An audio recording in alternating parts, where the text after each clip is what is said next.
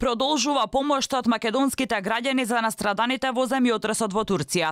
Тетовскиот алпинист кој учествува во потрагата и вадењето на лицата заглавени под урнатините во Турција, Надир Мурсели, денеска од турскиот град Кахраманараш испратил информација и фотографија за неверојатното спасување на преживеаното 10-годишно девојче кое дури 7 дена било под урнатините.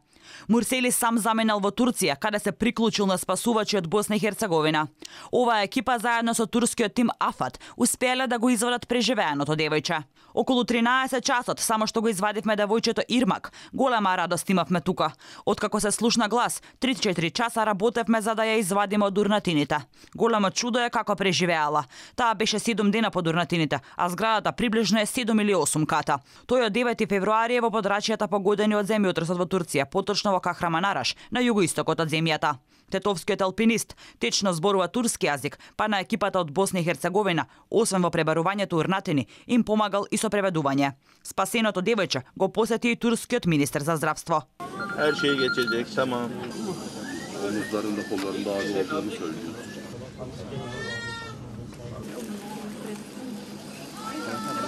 Тој на Твитер информираше дека девојчето со хеликоптер сега е префрлено во болница во Адана. Покрај девојчето кое речиси 150 часа било заглавено под урнатините, спасувачките екипи во провинцијата Хатај извлекоа и 35 годишен маж.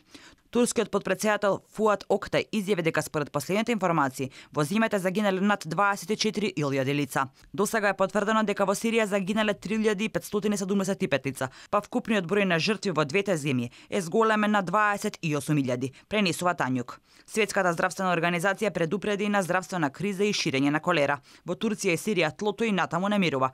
Десетина земјотреси се регистрирани во текот на ноќта, а најсилниот бил со јачина од 4,3 степени.